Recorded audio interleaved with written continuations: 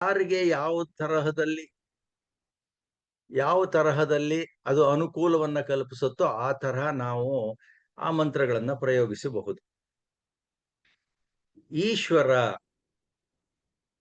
ಈಶ ನಿಯಮನೆ ಅಂತ ಹೇಳಿ ಅದಕ್ಕೆ ಒಂದು ಧಾತು ಇರುತ್ತೆ.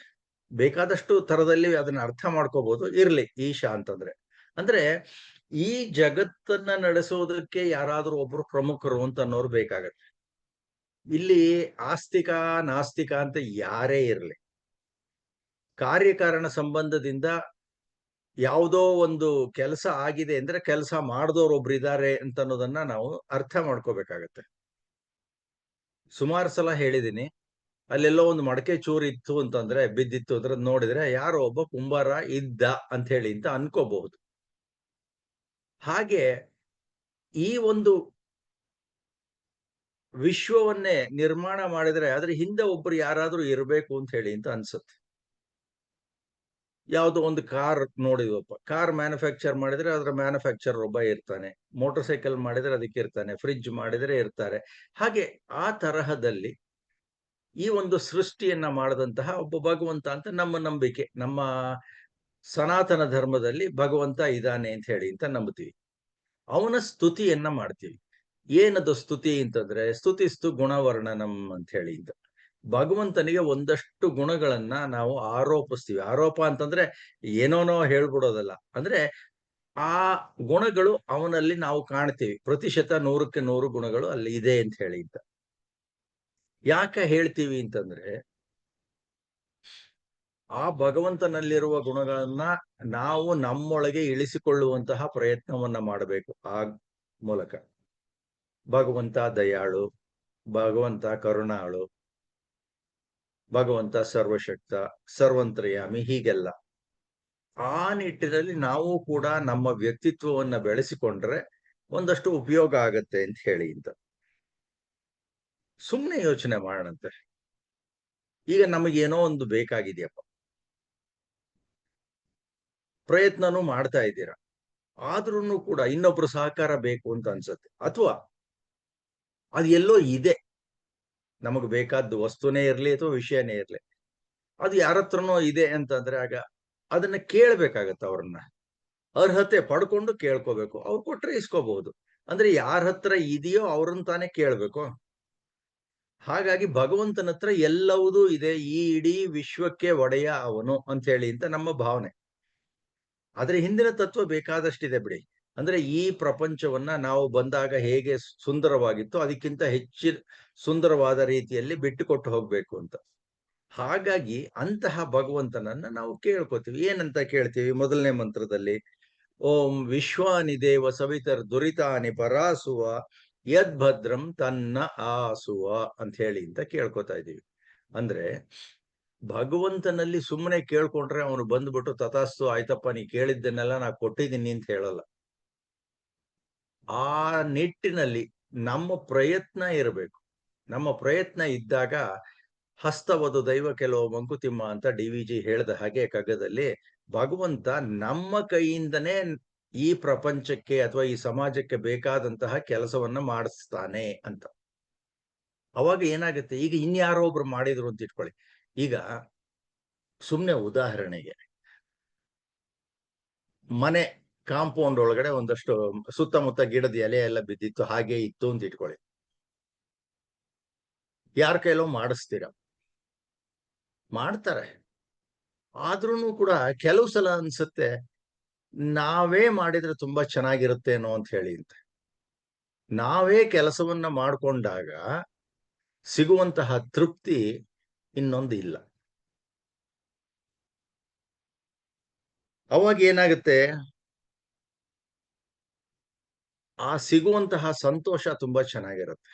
ಹಾಗಾಗಿ ಹಸ್ತವದು ದೈವ ಕೆಲವಂತ ಭಗವಂತ ಹೇಳಿದಾಗ, ಆ ಒಂದು ಕೆಲಸ ನಮ್ಮ ಕೈಯಿಂದ ಮಾಡಿಸಿದಾಗ, ನಾನು ಈ ಕೆಲಸವನ್ನ ಮಾಡದೆ ಶುದ್ಧವಾಗಿ ಮಾಡಿದ್ದೇನೆ, ಸಂಪೂರ್ಣವಾಗಿ ಮಾಡಿದ್ದೇನೆ ಅಂತ ತೃಪ್ತಿ ಇದ್ರೂ ಕೂಡ ಜೊತೆಗೆ ಅಂತಹ ಕೆಲಸವನ್ನ ಮಾಡುವಂತಹ ಕ್ಷಮತೆ ನನ್ನಲ್ಲಿ ಇದೆ ಅಂತ ಹೇಳಿ ಬರುತ್ತೆ, ನಮಗ ಅನ್ಸತ್ತೆ. ಇನ್ನೂ ಹೆಚ್ಚಿನದಾದಂತಹ ರೀತಿಯಲ್ಲಿ ಈಗ ಒಂದು ಅರ್ಧ ಗಂಟೆಯಲ್ಲಿ ಯಾವ್ದಾದ್ರು ಒಂದು ಕೆಲಸವನ್ನ, ಅಡಿಗೆಯನ್ನೇ ಮಾಡ್ತಾ ಇದ್ರಿ ಅಂತಂದ್ರೆ 10 ನಿಮಿಷದಲ್ಲಿ ಮಾಡುವಂತಹ ಒಂದು ಚಾಕಚಕ್ಯತೆ ಬರುತ್ತೆ. ಅಭ್ಯಾಸ ಆದಂಗೆ. ಇದನ್ನ ಯಾಕೆ ಇವನ್ನೆಲ್ಲ ಹೇಳ್ತಾ ಇದ್ದೀನಿ, ಆ ಮಂತ್ರದ ಅರ್ಥವನ್ನ ಬಿಟ್ಟು ಅಂತಂದ್ರೆ, ಅದರ ಲಾಭಗಳು ಈ ರೀತಿಯಲ್ಲಿ ನಮಗೆ ಪರಿಣಾಮವಾಗಿ ಕಾಣುತ್ತೆ ಅಂತ ಹೇಳಿ. ಇಲ್ಲಿ ವಿಶ್ವಾನಿ ದೇವ ಸವಿತರ್ ದುರಿತಾನಿ ಅಂತ ಹೇಳಿ ಅಂತ ಒಂದಷ್ಟು ಪದ ಇದೆ. ವಿಶ್ವಾನಿ ದೇವ ಅಂದ್ರೆ ಈ ಸಮಸ್ತ ಜಗತ್ತಿಗೆ ಈಶ್ವರನಾಗಿರುವಂತಹ, ಭಗವಂತನಾಗಿರುವಂತಹ. ದೇವ ಅಂದ್ರೇನು? ದಿವ್ಯ ಗುಣ ಕರ್ಮ ಸ್ವಭಾವಯುಕ್ತನಾದವನು ಅಂತ ಹೇಳಿ ಅಂತ. ಸವಿತಃ, ಸವಿತಃ ಅಂತಂದ್ರೆ ಶಿವ ಪ್ರೇರಣೆ ಅಂತ ಹೇಳಿ ಅಂತ ಅದಕ್ಕೆ ಧಾತು ಪಾಠ ಬರುತ್ತೆ. ಅಂದ್ರೆ ಪ್ರೇರಣೆಯನ್ನು ನೀಡುವಂತಹ. ಈಗ ನಿಮಗೆ ಏನ್ ಅನ್ಸತ್ತೆ ಅಂತ ಅನ್ಕೊಂಡ್ರೆ, ತೆಂಡೂಲ್ಕರ್ ಬ್ಯಾಟಿಂಗ್ ಆಡ್ತಾ ಇದ್ದಾನೆ ಅಂತಂದ್ರೆ ನಾನು ಕೂಡ ಯಾಕೆ ಆ ತರ ಬ್ಯಾಟಿಂಗ್ ಆಡಬಾರ್ದು ಅಂತ ಹೇಳಿ ಅಂತ ಅನ್ಸುತ್ತೆ. ಅಥವಾ ಇನ್ಯಾರೋ ಒಬ್ರು ಸರ್ಕಸ್ ಮಾಡ್ತಾ ಇದ್ರು ಅಂತ ಇಟ್ಕೊಳ್ಳಿ, ಅಥವಾ ಯೋಗಾಸನ ಮಾಡ್ತಿದ್ರು, ಸೂರ್ಯ ನಮಸ್ಕಾರವನ್ನ ಎಷ್ಟು ಚೆನ್ನಾಗಿ ಮಾಡ್ತಿದ್ರು, ದೇಹವನ್ನ ಬಿಲ್ಲಿನ ತರಹ ಬೆಂಡ್ ಮಾಡ್ತಾ ಇರೋದು, ನಮಗೂ ಮಾಡ್ಬೇಕು ಅಂತ ಹೇಳಿ ಅಂತ. ಇದು ಪ್ರೇರಣೆ. ಅವ್ರಿಗೆ ಮಾಡಕ್ಕಾಗದ್ ನನಗೆ ಯಾಕೆ ಮಾಡಕ್ಕಾಗಲ್ಲ ಅಂತ ಹೇಳಿದ್ದ. ಭಗವಂತ ಈ ಒಂದು ಸೃಷ್ಟಿಯನ್ನ ಮಾಡಿದಾನಲ್ಲ, ನಮ್ಮ ಕೈಲಿ ಮಾಡಕ್ಕಾಗುತ್ತೋ ಇಲ್ವೋ, ಆದ್ರೆ ಕೆಲವೊಂದು ನಿಯಮಗಳನ್ನ ಅನುಸರಿಸಿದ್ರೆ ಮಾಡ್ಬೋದು. ಈಗ ಪ್ರಪಂಚದಲ್ಲಿ ತಾನಾಗೆ ಗಿಡಗಳು ಮರಗಳು ಹುಟ್ಕೊಳ್ಳುತ್ತಲ್ವಾ, ನದಿ ನೀರು ಹರಿಯುತ್ತಲ್ವಾ ಮಳೆಗಾಲ ಬಂದಾಗ, ತಾನಾಗೆ ಬರುತ್ತಲ್ವ. ಅಲ್ಲಿ ಯಾರಾದ್ರೂ ಹೋಗ್ಬಿಟ್ಟು ಒಂದು ಬಕೆಟ್ ನೀರನ್ನ ಅಲ್ಲೆಲ್ಲ ಬೆಟ್ಟದ ಮೇಲೆ ಹೊಯ್ದ್ಬಿಟ್ಟು ಈ ಕಡೆಯಿಂದ ಬಂತು ಅಂತ ಏನಾದ್ರು ಹೇಳೋಂಗಿದ್ಯಾ? ಅಂದ್ರೆ ಆ ಮೋಡಗಳು ಅದೆಲ್ಲ ಉತ್ಪತ್ತಿ ಆಗುತ್ತೆ, ಗಾಳಿ ಬೀಸುತ್ತೆ, ಒಂದು ಕಡೆ ದಟ್ಟಣೆ ಆಗತ್ತೆ, ಕಪ್ಪಾಗತ್ತೆ, ಮೋಡ ಮಳೆ ಸುರಿಯುತ್ತೆ. ಹೀಗೆಲ್ಲ ಇರುವಾಗ ನಮಗೂ ಅನ್ಸುತ್ತೆ ಅಂತಹದ್ದೊಂದನ್ನು ಮಾಡಬಹುದಲ್ಲ, ಮಳೆ ಬರೋ ಹಂಗ್ ಮಾಡ್ಬೋದಲ್ಲ. ಏನ್ ಮಾಡ್ಬೋದು? ಒಂದಷ್ಟು ಗಿಡ ಮರ ನೆಡ್ಬೋದು, ತಂಪಾಗುತ್ತೆ ವಾತಾವರಣ, ಮಳೆ ಬೀರುತ್ತೆ. ಹೀಗೆ ಈ ತರದ್ದನ್ನ ಅರ್ಥ ಮಾಡ್ಕೋಬಹುದು. ಹಾಗಾಗಿ ಪ್ರೇರಣೆ ಅಂದ್ರೆ ಸವಿತಾ ಅಂತಂದ್ರೆ, ಸವಿತೃ ಅಂತಂದ್ರೆ ಸೂರ್ಯನಿಗೂ ಅಂತೀವಿ ನಾವು. ಸೂರ್ಯ ಹೇಗೆ ನಮ್ಗೆ ಪ್ರೇರಣೆಯನ್ನು ನೀಡ್ತಾನೆ ಅಂತಂದ್ರೆ, ಆ ಭಗವಂತ, ಸೂರ್ಯನನ್ನು ಭಗವಂತ ಅಂತ ನಾವು ಪೂಜಿಸ್ತೀವಿ. ಬೆಳಕನ್ನ ಕೊಡ್ತಾನೆ, ಶಕ್ತಿಯನ್ನು ಕೂಡ ಕೊಡ್ತಾನೆ ಅಲ್ವಾ? ಈಗ ನೀವು ಭತ್ತ ಬೆಳಿತೀರಾ ಅಂತ ಇಟ್ಕೊಳ್ಳಿ. ಭತ್ತವನ್ನ ಬೆಳೆದಾಗ ಅದನ್ನ ಸೂರ್ಯನ ಬಿಸಿಲಿನಲ್ಲಿ ಒಣಗಿಸ್ಲಿಲ್ಲ ಸರಿಯಾಗಿ ಅಂತಂದ್ರೆ ಮುಗ್ಗು ಹೋಗುತ್ತೆ ಅಥವಾ ಕೆಟ್ಟು ಹೋಗುತ್ತೆ. ಅದೇ ಸೂರ್ಯನ ಬಿಸಿಲಿನಲ್ಲಿ ಇಟ್ಟಾಗ ಅದರೊಳಗೆ ಶಕ್ತಿ ತುಂಬಿಕೊಂಡು ಎಂತಹ 35 ಡಿಗ್ರಿ ಇರಲಿ 40 ಡಿಗ್ರಿ ಇರಲಿ, ಆ ಸುಡುವಿಕೆಯಿಂದ ಅದರೊಳಗಿರುವಂತಹ ಜೀವಸತ್ವ ಹಾಳಾಗೋದಿಲ್ಲ. ಅದೇ ಒಂಥರದ್ದು.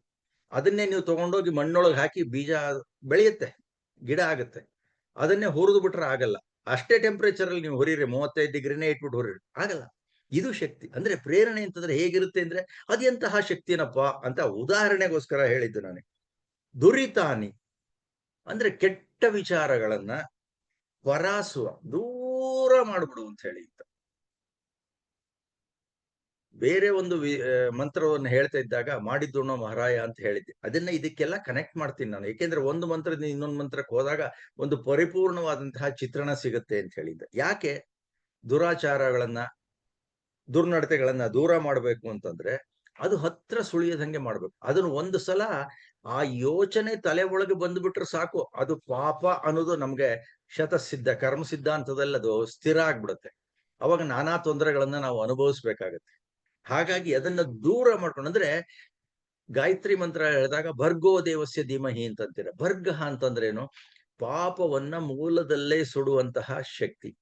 ಭರ್ಗೋ ದೇವಸ್ಯ ಧೀಮಹಿ, ಅಲ್ಲೂ ಕೂಡ ಪ್ರೇರಣೆಯನ್ನ ನೀಡು, ಅಂತಹ ಒಂದು ಶಕ್ತಿಯನ್ನ ನಮ್ಮಲ್ಲಿ ಬರಲಿ ಅಂತ ಕೇಳ್ಕೊತೀವಿ ನಾವು.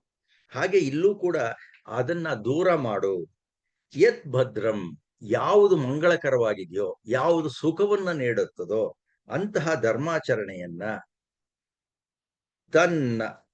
ತನ್ನ ಅಂದ್ರೆ ತತ್ನಹ, ಅದನ್ನ ನಹ ನಮಗೆ, ಆಸುವ ಉಂಟು ಮಾಡು ಅಂತ ಹೇಳಿ ಅಂತ. 20,000 ಚಿಲ್ಲರೆ ಮಂತ್ರಗಳಲ್ಲಿ ಒಂದೇ ಒಂದು ಮಂತ್ರದಲ್ಲಿ ಏಕವಚನ ಬಂದಿದೆ. ಇನ್ನು ಉಳಿದ ಮಂತ್ರಗಳಲ್ಲಿ ಎಲ್ಲದರಲ್ಲೂ ನಹ ಅಂತಿದೆ. ನಹ ಅಂದ್ರೆ ನಮಗೆ ಅಂತ, ನನಗೆ ಅಂತ ಎಲ್ಲೂ ಕೇಳ್ಕೊಂಡಿಲ್ಲ. ಇದೇ ವೇದದ ವಿಶೇಷ. ಇಲ್ಲಿ ಅದರ ಅರ್ಥ ಹೇಳುವಾಗ ಇದನ್ನೇನು ಹೇಳಬೇಕಾಗಿಲ್ಲ, ಆದ್ರೆ ಇದನ್ನ ಹೇಳಿದ್ರೆ ಮನಸ್ಸಿನಲ್ಲಿ ಉಳಿಯುತ್ತೆ ಎಂತಹ ಒಂದು ಉದಾತ್ತವಾದ ಚಿಂತನೆ ಇದೆ ಅಂತ. ಭರ್ಗೋ ದೇವಸ್ಯ ಧೀಮಹಿ ಧಿಯೋ ಯೋ ನಹ ಪ್ರಚೋದಯಾತ್ ಅಂತಿದೆ. ನಹ ಅಂತಂದ್ರೆ ಮತ್ತೆ ನಮಗೆ ಅಂತ ಹೇಳಿ ಅಂತ. ಹಾಗಾಗಿ ಇಂತಹದ್ದನ್ನ ಮಾಡುವಂತ ಅಂದ್ರೆ ಅಂತಹ ಒಂದು ವಿಶ್ವಶಕ್ತಿ ಅಥವಾ ವಿಶ್ವವನ್ನೇ ನಿರ್ಮಿಸುವಂತಹ ಶಕ್ತಿ, ಅಂದ್ರೆ ಭಾವಾರ್ಥಕ್ಕೆ ಬರ್ತಾ ಇದ್ದೀನಿ ಈಗ, ಪದಶಃ ಅರ್ಥವನ್ನ ಹೇಳಿದೆ. ಅಂತಹ ಒಬ್ಬ ಭಗವಂತ ಇದೆಯಲ್ಲಪ್ಪ ನೀನು, ದಿವ್ಯವಾದಂತಹ ಗುಣಕರ್ಮ ಸ್ವಭಾವಗಳು ನಿನ್ನಲ್ಲಿದೆ, ಅದನ್ನ ನಾವು ಗುಣಗಾನವನ್ನ ಮಾಡ್ತೀವಿ, ಆ ಮೂಲಕ ಆ ಗುಣಗಳನ್ನ ನಮ್ಮಲ್ಲಿ ನಾವು ಇಳಿಸ್ಕೋತೀವಿ, ನಮ್ಮ ವ್ಯಕ್ತಿತ್ವವನ್ನ ಬೆಳೆಸ್ಕೋತೀವಿ.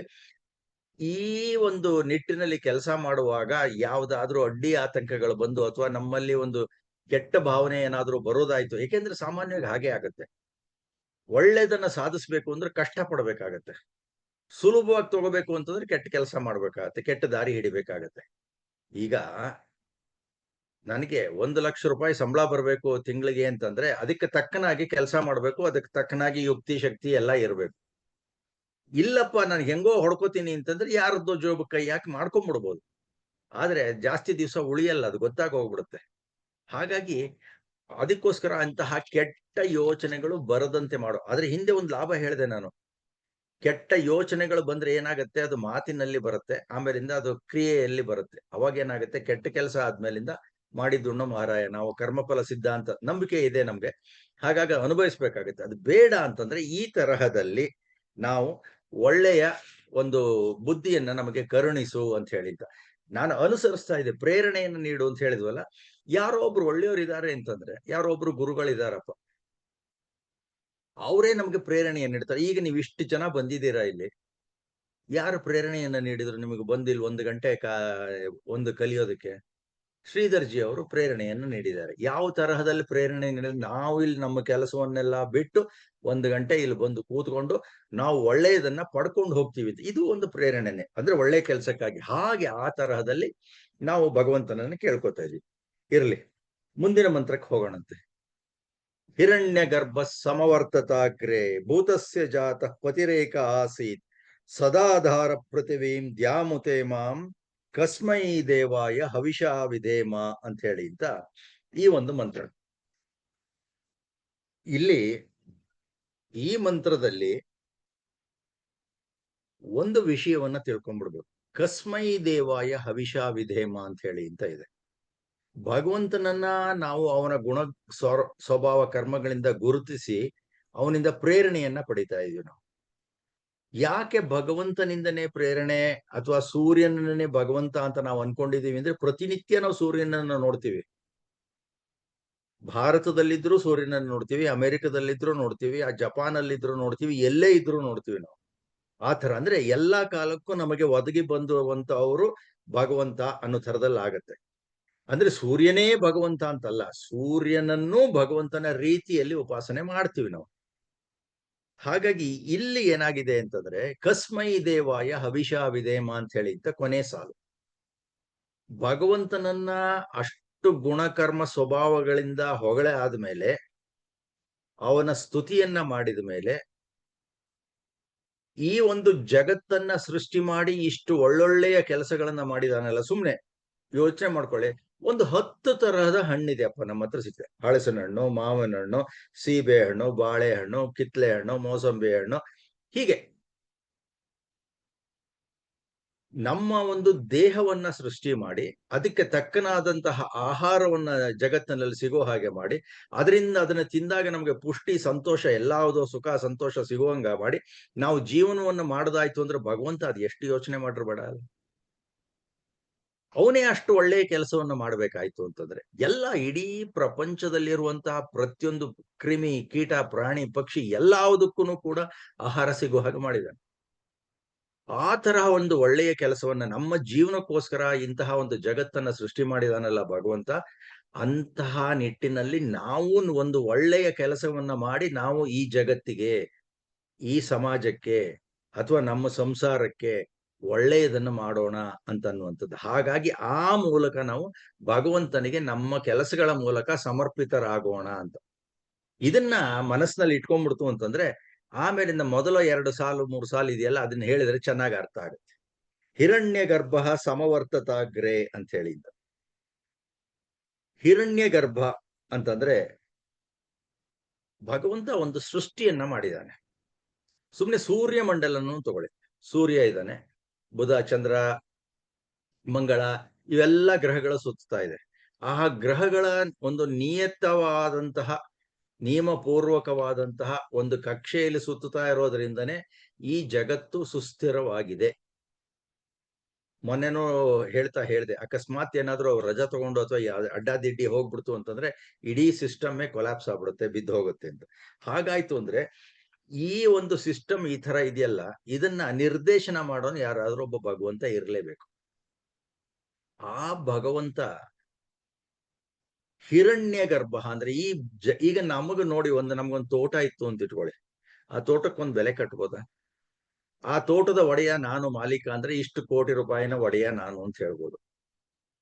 ಭಗವಂತನ ಸೃಷ್ಟಿಯಲ್ಲಿ ಇಡೀ ಜಗತ್ತಿನಲ್ಲಿರುವ ತೋಟ, ಹೊಲ, ಗದ್ದೆ, ಭೂಮಿ, ಖನಿಜ ಎಲ್ಲವನ್ನು ಲೆಕ್ಕ ಹಾಕಿದ್ರೆ ಭಗವಂತ ಎಂತಹ ಒಡೆಯ ಅಂತ ಅನ್ನೋದು ಗೊತ್ತಾಗುತ್ತೆ. ಹಾಗಾಗಿ ಹಿರಣ್ಯ ಗರ್ಭ ಅಂತಂದ್ರೆ ಇಡೀ ಭೂಮಂಡಲದಲ್ಲಿ ಅಥವಾ ಇಡೀ ಸೃಷ್ಟಿಯಲ್ಲಿರುವಂತಹದ್ದನ್ನೆಲ್ಲ ಹಿರಣ್ಯ ಅಂತಂದ್ರೆ ಚಿನ್ನ ಅಂತನೂ ಆಗುತ್ತೆ, ಸಂಪತ್ತು ಅಂತನೂ ಆಗುತ್ತೆ. ಅವನು ಎಲ್ಲವನ್ನು ಅವನು ತನ್ನ ನಿಯಂತ್ರಣದಲ್ಲಿ ಇಟ್ಕೊಂಡಿದ್ದಾನೆ ಅಂತ. ನಾವು ಹಾಗೆ ಆಗ್ಬೇಕು ಅಂತ ಅನ್ಸತ್ತಲ್ವಾ? ಅವನಂತೆ ಆಗದೆ ಇದ್ರು ಎಷ್ಟೋ ಅಷ್ಟು ಶ್ರೀಮಂತರಾಗಬೇಕು ಅಂದ್ರೆ ಒಂದು ಸಂಪತ್ತನ್ನ ಉಳ್ಳವರಾಗ್ಬೇಕು. ಸಂಪತ್ತು ಅಂದ್ರೆ ದುಡ್ಡು ಅಂತಾನೆ ಅಲ್ಲ. ಈಗ ಇಷ್ಟು ಜನ ಇದ್ದೀರಾ, ನೀವೆಲ್ಲ ನನ್ನ ಸ್ನೇಹಿತರು, ನೀವೆಲ್ಲ ಬಂಧು ಭಗಿನಿಯರು ಅಂತಂದ್ರೆ ಅದೂ ಒಂದು ಸಂಪತ್ತೆ. ಸುಮ್ನೆ ಸಿಗಲ್ಲ. ಈಗ ಸುಮ್ನೆ ಯಾರೋ ಹೋಗ್ತಿದ್ದವರೆಲ್ಲ ನಿಮ್ ಸ್ನೇಹಿತರಾಗ್ಬಿಡ್ತಾರ? ಅದು ಒಂದು ಸಂಪತ್ತು ಅಂತ ಅನ್ಸುತ್ತೆ. ಸಮವರ್ತತಾಗ್ರೆ ಅಂತಂದ್ರೆ ಈ ಸೃಷ್ಟಿಗೆ ಮೊದಲು ಇದ್ದ ಅಂತ ಹೇಳಿದ್ದ. ಇದನ್ನ ಹೇಳ್ಬಿಡ್ತು ಅಂದ್ರೆ ನಿಮ್ಮ ಮನಸ್ಸಿನಲ್ಲಿ ಒಂದು 10 ಪ್ರಶ್ನೆಗಳು ಹೇಳ್ಬಹುದು. ಹೇಗೆ ಅಂತಂದ್ರೆ ಇದಕ್ಕೆ ಮತ್ತೆ ನಾವು ಋಗ್ವೇದದ 10ನೇ ಮಂಡಲದ 129ನೇ ಸೂಕ್ತದ ನಾಸದಿಯ ಸೂಕ್ತ ಅನ್ನೋದನ್ನ ಅಭ್ಯಾಸ ಮಾಡಬೇಕಾಗುತ್ತೆ. ಸುಮ್ನೆ ಒಂದು ಜಿಸ್ಟ್ ಹೇಳ್ತೀನಿ ಅಷ್ಟೇ. ನಾಸದಿಯ ಸೂಕ್ತದಲ್ಲಿ ಸಚ್ಚಿತ್ ಮತ್ತು ಸಚ್ಚಿದಾನಂದ ಅಂತ 3 ಅಸ್ತಿತ್ವ ಇತ್ತು ಅಂತ ಹೇಳಿದ್ದ. ಸತ್ ಅಂದ್ರೆ ಜಡ, ಪಂಚಭೂತಗಳು ಅಂತ ಅನ್ಕೋಬಹುದು. ಸಚ್ಚಿತ್ ಅಂತಂದ್ರೆ ಜೀವಾತ್ಮರು, ನಾವು, ನೀವು, ಕ್ರಿಮಿ, ಕೀಟ, ಪ್ರಾಣಿ, ಪಕ್ಷಿ ಎಲ್ಲರೂ. ಸಚ್ಚಿದಾನಂದ ಅಂದ್ರೆ ಭಗವಂತ. ಇವು 3 ಇದ್ವು ಅಂತ ಹೇಳಿದ್ದ. ಆದ್ರೆ ಒಂದು ವ್ಯವಸ್ಥೆ ಇರಲಿಲ್ಲ. ಭಗವಂತ ಸಚ್ಚಿದಾನಂದ ಏನ್ ಮಾಡ್ದ? ಸಚ್ಚಿತ್ ಅಂದ್ರೆ ಈ ಜೀವಾತ್ಮರುಗಳಿಗೋಸ್ಕರ ಅವರ ಒಂದು ಸಂತೋಷ, ಸುಖ ಸಂತೋಷ ಬಾಳೋದಕ್ಕೋಸ್ಕರ ಈ ಒಂದು ಪಂಚಭೂತಗಳು ಅಂತ ಅನ್ನೋದನ್ನ ನಿರ್ಮಾಣ ಮಾಡಿ ಇಲ್ಲಿ ಜಗತ್ತನ್ನ ಸೃಷ್ಟಿ ಮಾಡ್ದ ಅಂತ ಹೇಳಿ ಅಂತ. ಹಾಗಾಗಿ ಸಮವರ್ತತಾಗ್ರೆ, ಹಿರಣ್ಯ ಗರ್ಭ ಸಮವರ್ತತಾಗ್ರೆ ಅಂದ್ರೆ ಇದ್ದೇ ಇದ್ದ ಅಂತ ಹೇಳಿ ಅಂತ ಅಲ್ಲಿ ಹೇಳತ್ತೆ. ಹೌದು, ಈ ನಾಸದಿಯ ಸೂಕ್ತವನ್ನ ಬಿಗ್ ಬ್ಯಾಂಗ್ ಥಿಯರಿ ಅಂತ ಹೇಳ್ತಾರಲ್ಲ, ಈಗ ಜಗತ್ತು ಹೇಗೆ ಉಂಟಾಯಿತು ಅಂತ ಅನ್ನೋದಕ್ಕೆ ಅದಕ್ಕೆ ಈಕ್ವಲೆಂಟ್ ಆಗಿದೆ ಅಂತ ಹೇಳಿ ಅಂತ ಸುಮಾರು ಜನ ವಿಜ್ಞಾನಿಗಳು ಕಾರ್ಲ್ ಸಾಗನ್ ಇರ್ಬೋದು, ನೀಲ್ ಬೋರ್ ಇರ್ಬೋದು, ಸ್ಟೀಫನ್ ಹಾಕಿಂಗ್ ಅಂತ ಕುರ್ಚಿನಲ್ಲಿ ಒಂಥರ ಹಿಂಗೆ ಅಂಗವಿಕಲ ಒಬ್ಬ ಕೂತಿದ್ನಲ್ಲ, ಆ ಮನುಷ್ಯನೂ ಕೂಡ ಒಪ್ಕೊಂಡಿದ್ದಾರೆ. ಹಿಂಗೆಲ್ಲ ಹೇಳಿರ್ಬೇಕಾದ್ರೆ ನಮ್ಮ ಭಾರತೀಯರು ಸಾವಿರಾರು ವರ್ಷಗಳ ಹಿಂದೆ ಅದನ್ನು ಯೋಚನೆ ಮಾಡಿದ್ರು ಅನ್ನೋದ್ರೆ ಎಷ್ಟು ಖುಷಿ ಆಗತ್ತಲ್ವ ನಮ್ಗೆ. ಹಾಗಾಗಿ ಅಂತಹ ಭಗವಂತ ಇದ್ನಲ್ಲ, ಅವನು ಜಾತಃ ಪತಿ ಏಕ ಆಸೀತ್, ಅವನು ಒಬ್ಬನೇ ಇದ್ದ ಅಂತ ಹೇಳಿ ಅಂತ. ಅಂದ್ರೆ ಈ ಜಗತ್ತಿಗೆ ಒಡೆಯ ಆಗಿದ್ದ ಅಂತ ಹೇಳಿ ಅಂತ. ಅವನು ಏನ್ ಮಾಡ್ದ? ಈ ಎಲ್ಲವನ್ನೂ ಧರಿಸಿದಾನೆ. ಅಂದ್ರೆ ಈ ಸೂರ್ಯಮಂಡಲ ಇನ್ನು ಎಷ್ಟು ಜಗತ್ತಿದೆಯೋ ನಮಗೆ ಗೊತ್ತಿಲ್ಲ. ವಾಯೇಜರ್ ಅಂತ 2 ನೌಕೆಗಳನ್ನ ಅಮೆರಿಕದವ್ರು, ನಾಸಾದವ್ರು ಬಿಟ್ಟಿದ್ದಾರೆ. 1997ನೇ ಇಸ್ವಿನಲ್ಲಿ ಬಿಟ್ಟಿದ್ದು ಅಂತ ಅನ್ಸುತ್ತೆ. ಇನ್ನೂ ಹೋಗ್ತಾನೆ ಇದೆ, ಅದು ಹೋಗ್ತಾನೆ ಇದೆ. ಮಾಹಿತಿ ನಾನು ಕಳಿಸ್ತಾ, ಎಲ್ಲಾದ್ರೂ ಒಂದು ನಮ್ಮ ಭೂಮಿಯ ತರದ್ದು ಇನ್ನೊಂದು ಅಥವಾ ಸೂರ್ಯಮಂಡಲ ಇದೆಯಾ ನೋಡೋಣ, ಸಂಪರ್ಕ ಸಾಧಿಸೋಣ ಅಂತ. ಅಂದ್ರೆ ಎಷ್ಟು ವಿಶಾಲವಾಗಿದೆ ಯೋಚನೆ ಮಾಡಿ. ಇರ್ಲಿ, ಅಂದ್ರೆ ಈ ಒಂದು ಸೃಷ್ಟಿ ಇದೆಯಲ್ಲ, ಅದರ ಪಾಲಕನು ಅವನೇ ಆಗಿದ್ದಾನೆ ಅಂತ ಹೇಳಿ ಅಂತ. ಸ್ವಾಮಿಯ ಈ ಒಂದು ಸೃಷ್ಟಿಯ ಪತಿಯೂ ಆಗಿದ್ದಾನೆ. ಪೃಥ್ವೀಂ ಉತ ಇಮಾಂ ದ್ಯಾಂ ದಾದಾರ, ಅವನೇ ಮತ್ತೆ ಇದನ್ನೆಲ್ಲವನ್ನು ಎತ್ತಿ ಹಿಡಿದಾರೆ. ಏನು ಕೃಷ್ಣ ಬಂದ್ಬಿಟ್ಟು ಆ ಪರ್ವತನ ಕಿರುಬೆರಳಲ್ಲಿ ಎತ್ತಿ ಹಿಡ್ದ ಅಂದ್ರೆ ಹಂಗೆ ಹಿಡ್ದಿದ್ದಾನೆ ಅಂತಲ್ಲ. ಅದು ಸುಮ್ನೆ ಅರ್ಥ ಮಾಡಿಸೋದಕ್ಕೋಸ್ಕರ ಹೇಳಿರೋದಷ್ಟೇನೆ. ಅದು ಚಿಕ್ಕದು. ಇದು ಇಡೀ ಬ್ರಹ್ಮಾಂಡವನ್ನೇ ಹಿಡಿದಿದ್ದಾನೆ ಅಂದ್ರೆ ಯಾವುದೋ ಒಂದು ಸೂತ್ರ ಇದೆ.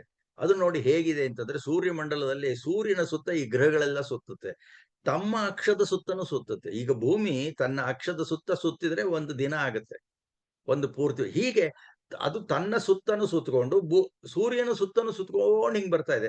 ಅಂದ್ರೆ ಗ್ರಾವಿಟೇಷನಲ್ ಫೋರ್ಸ್ ಇದೆ, ಅಲ್ಲಿಂದ ಸೂರ್ಯ ಏನೋ ಒಂದು ಪುಲ್ ಇದೆ, ಏನೋ ಒಂದು ಒಟ್ಟಲ್ಲಿ ಒಂದು ಸಿಸ್ಟಮ್ ಪ್ರಕಾರ ಸುತ್ತುತ್ತಾ ಇದೆ ಅಂತ. ಅಂದ್ರೆ ಆಧಾರ ಅವನಿದಾನೆ ಅಂತ ಹೇಳಿದ್ದ, ಎತ್ ಹಿಡ್ದಾನೆ. ಹೀಗೆಲ್ಲ ಮಾಡಿದಾಗ, ಇಷ್ಟು ಒಳ್ಳೆಯ ಕೆಲಸ ಮಾಡಿದಾಗ ಕಸ್ಮೈ ದೇವಾಯ ಹವಿಷಾ ವಿಧೇಮ ಅಂತ ಹೇಳಿ ಅಂತ. ಅಂದ್ರೆ ಭಾವಾರ್ಥಕ್ಕೆ ಬಂದ್ರೆ, ಈ ಪ್ರಕಾಶ ಪುಂಜಗಳಾದ ಸೂರ್ಯಾದಿ ಗ್ರಹಗಳನ್ನೆಲ್ಲವನ್ನು ಕೂಡ ತನ್ನ ಒಳಗೆ ಹಿರಣ್ಯ ಗರ್ಭ ಅಡಗಿಸಿಟ್ಟುಕೊಂಡು ಅಂದ್ರೆ ಅವ್ನಿಗೆ ಭಗವಂತ ಇನ್ನು ಹೇಗಿದಾನೋ ನಮ್ಗೆ ಗೊತ್ತಿಲ್ಲ, ಅದರೊಂದು ರೂಪ ಕೊಡಕ್ಕಾಗಲ್ಲ. ಅವನು ಈ ಜಗತ್ತಿನ ಮುಂಚೆನೇ ಇದ್ದ. ಇಲ್ಲಿ ಇದ್ದಂತಹ ಒಂದು ಅಂಬಹ ಅಂತ ಹೇಳ್ತಾರೆ ಆ ನಾಸದಿಯ ಸೂಕ್ತದಲ್ಲಿ ಬರೋ, ಅದನ್ನ ಉಪಯೋಗಿಸ್ಕೊಂಡು ಅದೊಂಥರ ಫ್ಲೂಯಿಡ್ ಇದ್ದ ಹಾಗೆ. ಫ್ಲೂಯಿಡ್ಗೆ ನೀವು ಯಾವುದೇ ರೂಪವನ್ನು ಕೊಡಬಹುದು, ಆ ರೂಪ ಕೊಟ್ರೆ ಆ ರೂಪ ತಾಳತ್ತದು. ಹಾಗೆ ಆ ಥರ ಮಾಡಿ ಜಗದೇಕ ಅವನೊಬ್ಬನೇ ಅಂತ ಹೇಳಿ ಅಂತ ಅನ್ನಿಸ್ಕೊಂಡಿದ್ದ. ಇಡೀ ಬ್ರಹ್ಮಾಂಡದ ಸೃಷ್ಟಿಯನ್ನೆಲ್ಲ ಮಾಡಿ ಸಕಲ ಜೀವರಾಶಿಗಳಿಗೂ ಏಕೈಕ ರಕ್ಷಕನಾಗಿದ್ದಾನೆ, ಎಲ್ಲವನ್ನು ಎತ್ತಿ ಹಿಡಿದಾನೆ, ಒಂದು ಸಿಸ್ಟಮ್ಯಾಟಿಕ್ ಆಗಿ ಹೋಗ್ತಾ ಇದೆ ಅಂತ. ಅಂದ್ರೆ ಸಿಸ್ಟಮ್ ಇರಲಿಲ್ಲ ಎದ್ವಾಗ್ತದೆ. ಇವು ಮನೆ ಒಳಗಡೆ ಅಪ್ಪ ಕುರ್ಚಿ ಟೇಬಲ್ ಅದು ಇದು ಎಲ್ಲಾವುದು ಇದೆ, ಆದ್ರೆ ಒಂದು ಸಿಸ್ಟಮ್ ಪ್ರಕಾರ ಇಲ್ಲ ಅಂತಂತಂದ್ರೆ ಎಷ್ಟು ಫಜೀತಿ ಆಯ್ತು. ಎಲ್ಲ ಇದೆ ಮನೆಗೆ ಬೇಕಾದ ಎಲ್ಲವುದು ಕೈಗೆ ಸಿಗುತ್ತಾ. ಅಡಿಗೆ ಮನೆಯಲ್ಲೇ ಸೌಟ್ ಎಲ್ಲೋ ಇದೆ, ಚಮಚ ಎಲ್ಲೋ ಇದೆ, ಚೊಂಬೆಲ್ಲೋ ಇದೆ, ಇದು ಬಾಂಡ್ಲೆ ಎಲ್ಲೋ ಇದೆ ಅಂತಂದ್ರೆ ಹೆಂಗಾಗತ್ತೆ. ಅವನ್ನೆಲ್ಲ ಒಂದ್ ಕಡೆ ಇಟ್ಟಿತ್ತು ಅಂದ್ರೆ ಕಣ್ಮುಚ್ಕೊಂಡು ಅಂದ್ರೆ ಹಿಂಗ್ ತಗೋಬಹುದು, ಇಂಥ ಜಾಗದಲ್ಲಿ ಇಟ್ಟಿದ್ದೀನಿ ಅಂತ. ಹಾಗೆ ಅಂತಹ ಒಂದು ಸಿಸ್ಟಮ್ ಅನ್ನ ಅವನು ಮಾಡ್ದ. ಹಾಗಾಗಿ ಈ ಸಿಸ್ಟಮ್ ಅನ್ನು ಮಾಡಿದಾಗ ಇಂತಹ ಒಂದು ಸಿಸ್ಟಮ್ ಅನ್ನ ಅಥವಾ ಒಂದು ಏನ್ ಹೇಳ್ತೀವಿ ಒಂದು ಆಚಾರವನ್ನ ನಾವು ನಮ್ಮೊಳಗೂ ಇಳಿಸ್ಕೋಬೇಕಲ್ವಾ. ಹಾಗಾಗಿ ಬೆಳಗ್ಗೆ ಒಂದ್ಸಲ ಅಗ್ನಿಹೋತ್ರ, ಸಾಯಂಕಾಲ ಒಂದ್ಸಲ ಅಗ್ನಿಹೋತ್ರನೋ ಅಥವಾ ಒಂದು ಸತ್ಚಿಂತನೆನೋ ಬಂದು 1 ಗಂಟೆ ಮಾಡಿ ಹೋಯ್ತು ಅಂತಂದ್ರೆ ನಿಜವಾಗ್ಲೂ ತುಂಬಾ ಚೆನ್ನಾಗಿರುತ್ತೆ. ಆಮೇಲೆ ಇಷ್ಟೆಲ್ಲ ಆದ್ಮೇಲೆ ಇದರಲ್ಲಿ ಶರಣಾಗತ ಪ್ರಪತ್ತಿ ಅಂತ ಹೇಳಿ ಅಂತ ಒಂದಿದೆ. ನಾನು ಭಗವಂತ ನೀನು ಮಾಡ್ತಾ ಇದೆಯಲ್ಲ ಅಂತಹ ಕೆಲಸಗಳನ್ನ ಆ ಮಟ್ಟದಲ್ಲಿ ನಾನು ಮಾಡಕ್ಕಾಗದೇ ಇದ್ರು ನನ್ನ ಸಂಸಾರಕ್ಕೋ ನನ್ನ ಸಮಾಜಕ್ಕೋ ನನ್ನ ರಾಷ್ಟ್ರಕ್ಕೋ ಬೇಕಾದ್ದನ್ನ ಮಾಡ್ತೀನಿ, ಅದರ ಮೂಲಕ ನಾನು ನಿನಗೆ ಸಮರ್ಪಣೆಗೊಳ್ತಾ ಇದ್ದೀನಿ ಅಂತ. ಈಗ ಯಾರೋ ಒಬ್ರು ಪುಸ್ತಕ ಬರೀತಾರೆ ಅಂತ ಇಟ್ಕೊಳ್ಳಿ, ನಮ್ಮ ತಾಯಿಗೆ ಸಮರ್ಪಣೆ ಅಂತ ಹೇಳ್ತಾರೆ. ಹಾಗೆ ಆ ರೀತಿಯಲ್ಲಿ ನಾನು ಸಮರ್ಪಿತನಾಗ್ತಾ ಇದ್ದೀನಿ ಅಂತ ಹೇಳಿ ನನ್ನ ಗುಣ ಕರ್ಮ ಸ್ವಭಾವದಿಂದ ಅಂತ ಹೇಳಿ ಅಂತ ಹೀಗೆ ಈ ತರ ಮಾಡ್ಕೊಂಡಿತ್ತು ಅಂತಂದ್ರೆ ಅವಾಗ ನಮ್ಮ ಒಂದು ಸಂಸಾರವಾಗಲಿ ಸಮಾಜವಾಗಲಿ ಅಥವಾ ರಾಷ್ಟ್ರವಾಗಲಿ ಎಷ್ಟು ಸುಂದರವಾಗಿರುತ್ತೆ ಅನ್ನೋದನ್ನ ಯೋಚನೆ ಮಾಡ್ಕೊಳ್ಳಿ ನೀವು.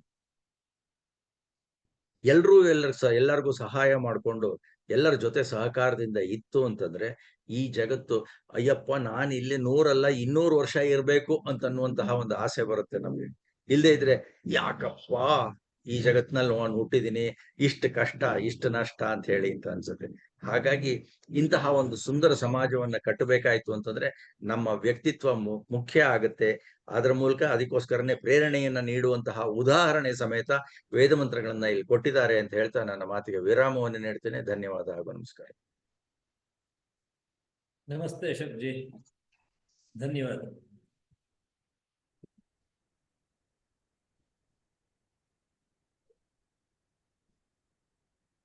ನಾನು ಮಂತ್ರ ಮುಂದುವರಿಸ್ತೇನೆ. ಹಾ ಸರಿ, ನಾನು ಹೊರಡ್ತೀನಿ. ಆಯ್ತು. ನಮಸ್ತೆ ಗುರುಜಿ. ನಮಸ್ತೆ ಗುರು. ನಮಸ್ತೆ ನಮಸ್ತೆ.